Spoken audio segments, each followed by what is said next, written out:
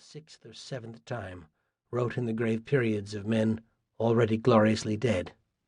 But some, men such as the lazy Marines who had not cleaned or oiled their weapons, consciously drove the thought of battle from their minds. Others could not grasp its import. Pogey-bait Marines stood for hours in line outside the ship's canteen, thinking no further ahead than the next Clark Bar or Baby Ruth. Yardbird Marines, those immemorial dreamers who never get the word, were so little impressed by all this martial bustle that one of them could clear out a crowded hold in the George F. Eliot by stepping over the threshold with a newly issued hand grenade in one hand and a freshly pulled pin in the other, asking shyly, "What do I do now?" Kiwi, as Marine Yardbirds were now called in honor of that New Zealand bird, which also does not fly, Kiwi was marched topside by a gunnery sergeant bellowing, "Grenade!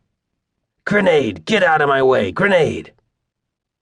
It was only after the gunny had cleared the fantail of the ship and had commanded Kiwi to hurl the grenade into the ocean and had hit the deck alongside him. It was only after this that the gunny turned and booted Kiwi all the way forward and down the hatch to the head. It was in the heads that the big poker games were played. The money had found its inevitable way into a few skillful hands, and the big winners gathered for showdown games in lavatories deep below decks, places in which the air was such a foul compound of the reek of human refuse and cigarette smoke that a man coughing in revulsion blew holes in those blue clouds. Above decks, on one of the transports, a young Marine skipped $50 across the flat gray surface of the sea. A sergeant raged at him, and the youth replied with a shrug, "So, what's the use of money where we're going?" Aboard all the troop ships, platoons of men attended classes on the subject, "Know Your Enemy." For perhaps the 20th time, they listened while lieutenants, few of whom had ever seen combat, read to them from hastily assembled manuals celebrating those qualities which made the Japanese soldier the greatest jungle fighter in the world. Mr. Moto, said the manuals, could swim miles underwater while sucking air from hollow reeds.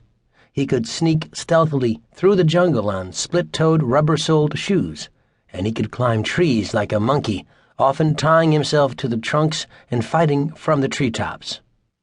He was tricky, capable of booby-trapping the bodies of his friends, and he often cried out in English to lure the unwary into ambush. At night, the Japanese soldiers set off strings of firecrackers to simulate numerous machine guns and frighten their opponents into giving away their position, or they signaled to each other by rifle shot. Finally, the strong, stoic Oriental, who tortured and slaughtered in the name of an emperor he believed to be divine, was also able to march farther, eat less, and endure more than any other soldier in the world. Though some of this was true, much of it was hysterical hokum born of the Pearl Harbor psychosis, and because they had been fed it so often and in such large doses, many of these Marines had come to wonder aloud if every last son of Nippon had been suckled by a wolf.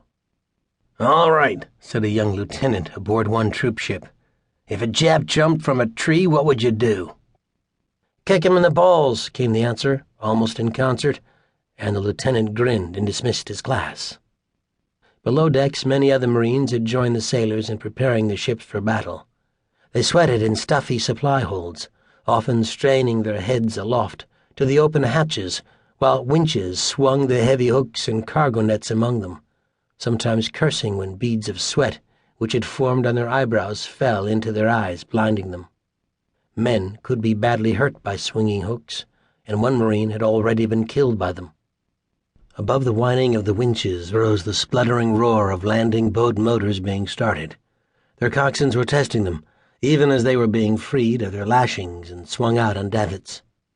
Brassy-voiced boatswain's mates shouted at their men, and the harder the sailors worked, the louder the boatswain's mates yelled, for it is characteristic of their calling that they sweat only about the mouth.